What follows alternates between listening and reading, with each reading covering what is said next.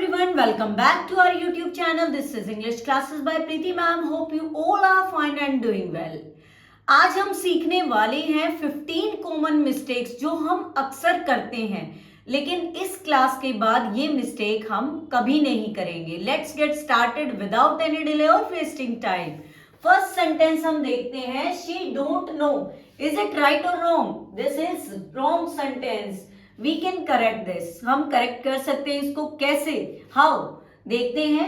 She is singular. Singular के साथ कभी भी डोंट नहीं लगता. वो हमेशा अगर प्रेजेंट में है तो डजंट यूज किया जाता है. The right sentence is she doesn't know. कि वो नहीं जानती. This is the right one.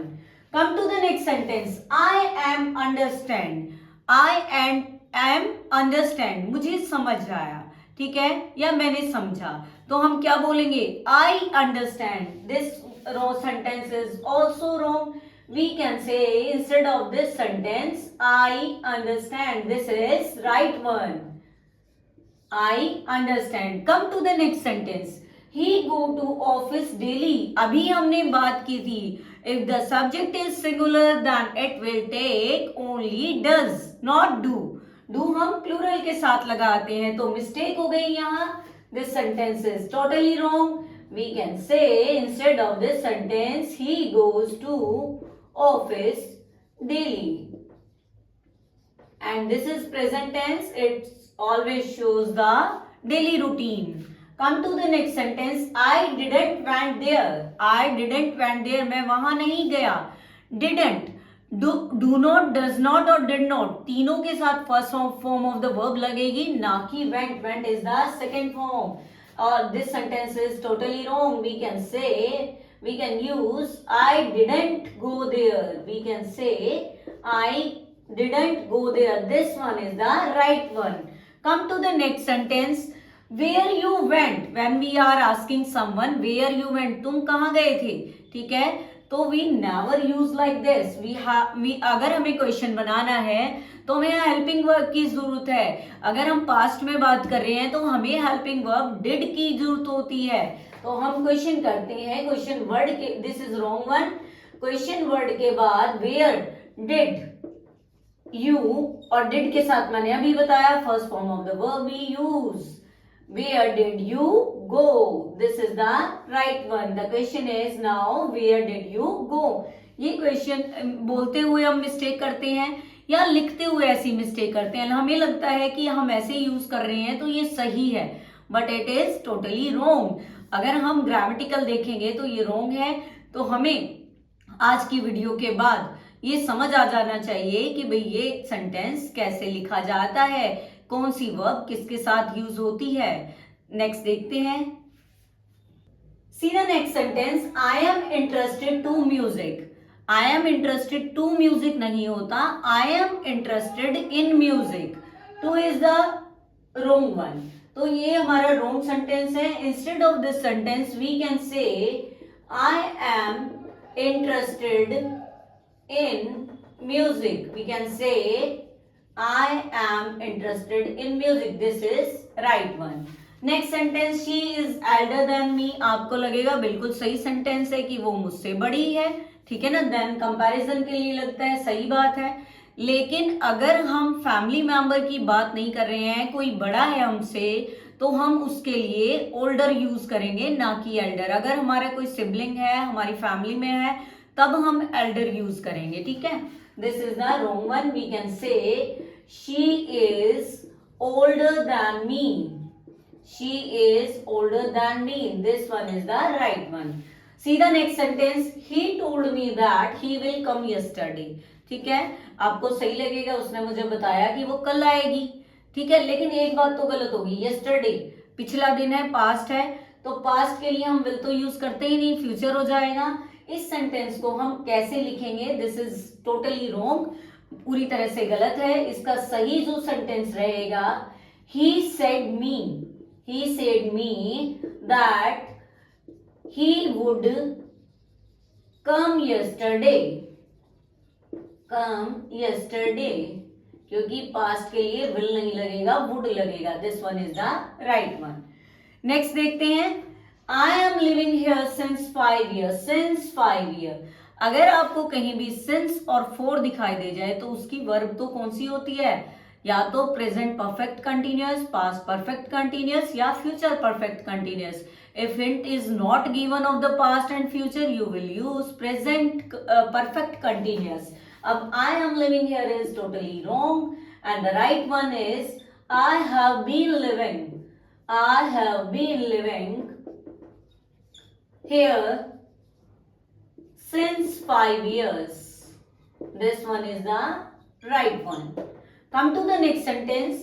Discuss about it. आपको सही लगता है, हम बहुत बारी बोलते हैं discuss about it, discuss about it, लेकिन ये रॉन्ग है। Instead of this we can say discuss it.